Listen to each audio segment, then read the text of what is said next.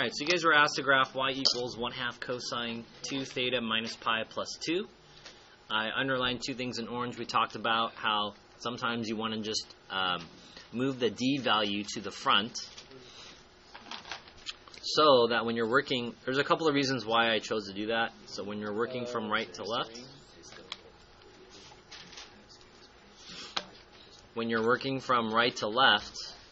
you'll essentially do this in this order. You'll do the x value, the c value, then the b value, evaluate the trig function, multiply by the a value, and then you do your d value last. Okay? So you move the 2 in front. We change the theta to an x, which just represents an angle. The common mistake is not to add these two together. These are not like terms. And to find a b value, we've been doing the b value on the outside there, so I'm going to have to factor. A good way to factor is to look at your number in front of x there. So that's the number I factor out. Remember, opposite of factoring is distributing, so 2 times x is 2x. 2 times this box is pi. And so I got the box to be pi over 2. And now I can go and identify my letters. Jocelyn, your a value? What does the 1/2 tell us?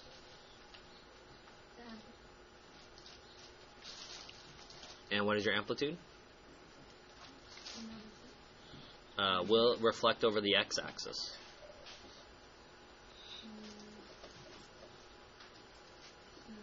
Yeah, if this was negative, then it would flip over. Jocelyn, your b value? And what does that tell us?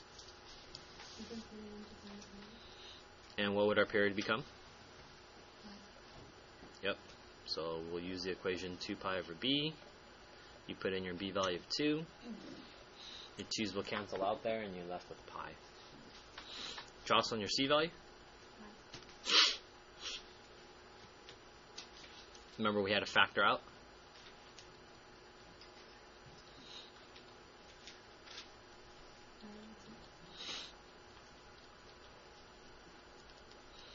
Are you going to go left or right? Right. So we're going to go pi over 2 to the right. And our d value? 2. Up or down? Up 2. Raise your hand if you got those characteristics.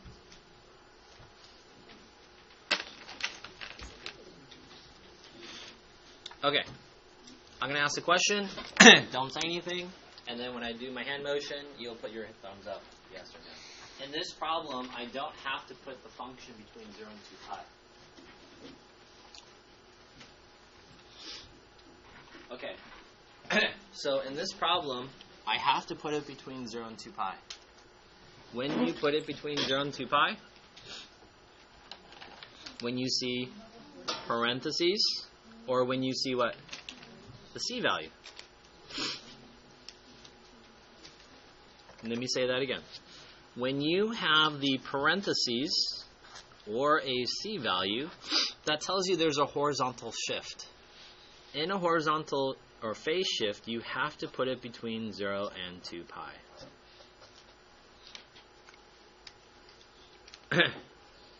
Let me compare that to a problem where, let's see.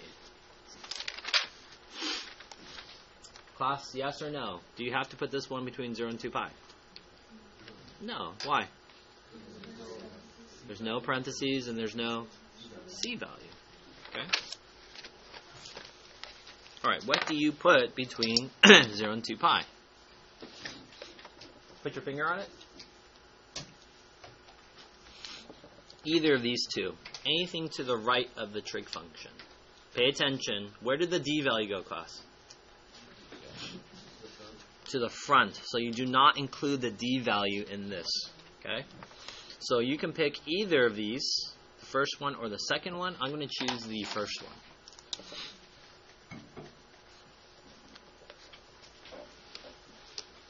So anything to the right of the trig function, this is our phase or horizontal shift. We'll figure out where it specifically starts and where it ends. So I'm going to write 2x minus pi. Again, it's not wrong if you did 2 times x minus pi over 2. Remember, I'm doing PEMDAS backwards to solve. So class, a silly mistake I saw in previous years. Should we divide by 2 here?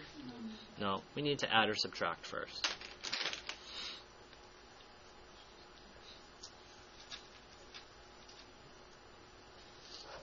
Class, that becomes 2x and 3 pi. And then if I just divide by 2,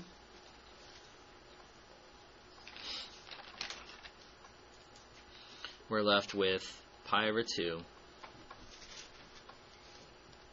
to 3 pi over 2. This is my start, and this is my end. Raise your hand if you got that. Good job. Alright, let's go ahead and go back to our graph.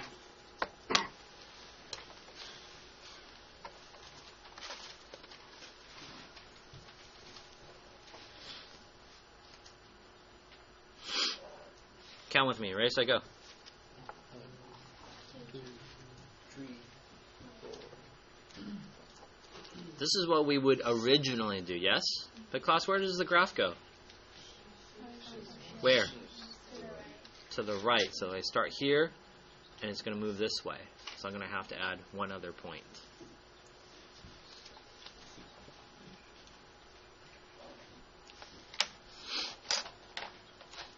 Because we're shifting off to the right, there's the gap. It's no longer at the origin. I'll zoom in a second. So now I'm going to put in pi over 2.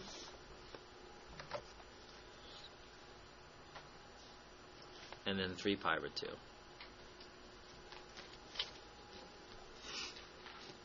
So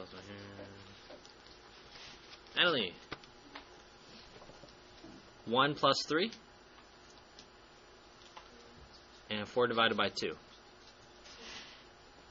So I have 2 pi over 2. Annalie, 1 plus 2? 3 divided by 2.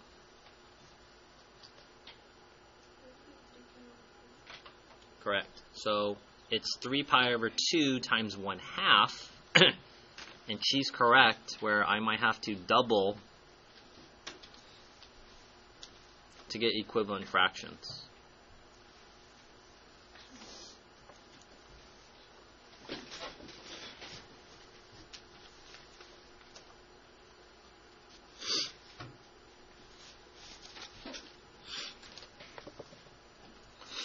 So class, if you count, what goes here? 3 pi over 4. 2 pi over 3, 4, 5 pi over 4. I'm going to circle the ones we're probably going to use. Pi over 2, 3 pi over 4. This one's just pi, yes? But these equivalent fractions might be super helpful later on. 5 pi over 4 and 3 pi over 2.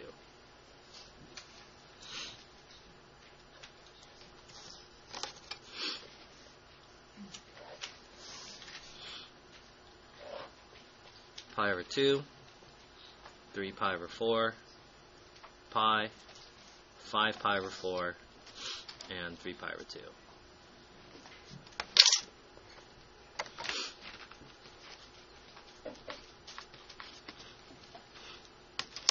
Fabio, what should I do to the x value?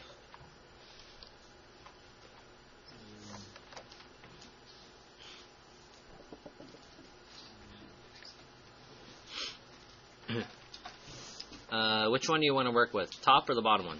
And there is no correct answer. Top one? Okay. So based on this, what would we have to do first with the x value? Should you subtract or multiply by 2? So in PEMDAS, yeah, you would multiply first. So let's multiply. He's picking this one. Let's make that clear. he wants to work with this one. So we're going to multiply by 2. Again, if it's helpful for you, you can write words here. Multiply by 2. Fabio, 2 times pi over 2. 2 times 3 pi over 4.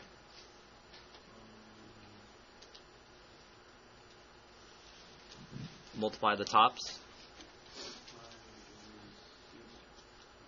6 pi over. Remember, it's just 2 over 1. So, and you reduce 6 pi over 4? Yes. 2 times pi. 2 times 5 pi over 4.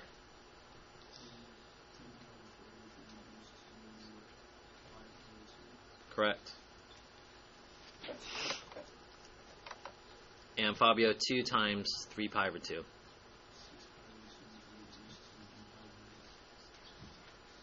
Which reduces to what? Yep.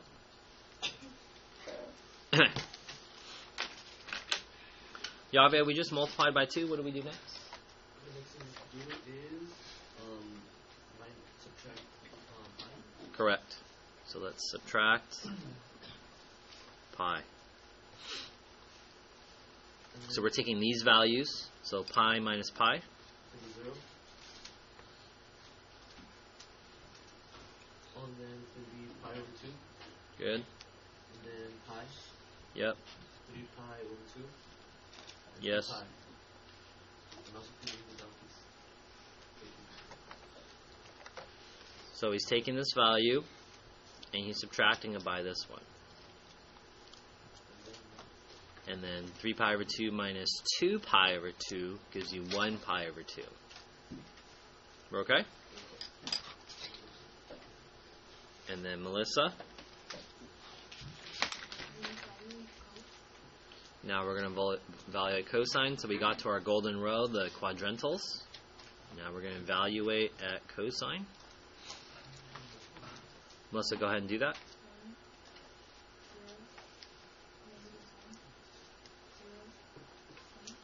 Correct.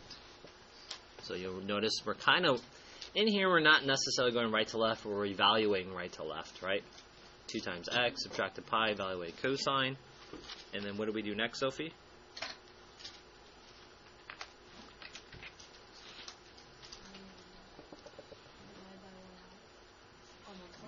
Yeah, this is going to be multiplying by 1/2. Multiply by 1/2. Sophie, go ahead and multiply. 1/2. Uh-huh. 0. Yep. Negative 1/2. Yep. 0.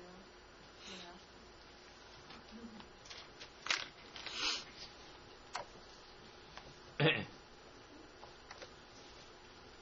And then Manny, what do we do last? Yeah. Guys, pay attention here. This is multiplication of all of this, and this is 2 plus everything we've done so far. So we're going to add 2. Manny, go ahead and add 2 to those.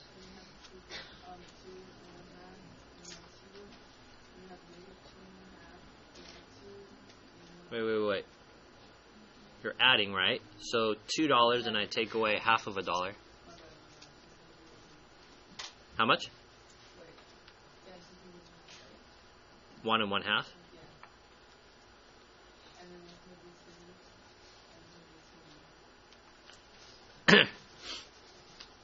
So again, this row will tell us what we write on our y-axis. So I'll use ones. -1, -2, -3.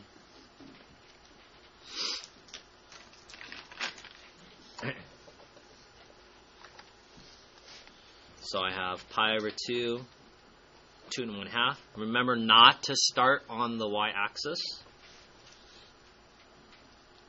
because you have the shift. 3 pi over 4, 2.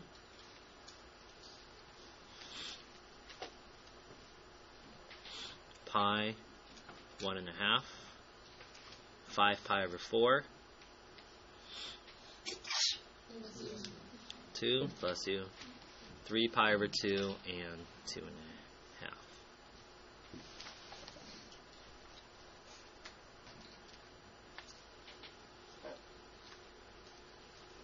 What happened to our graph?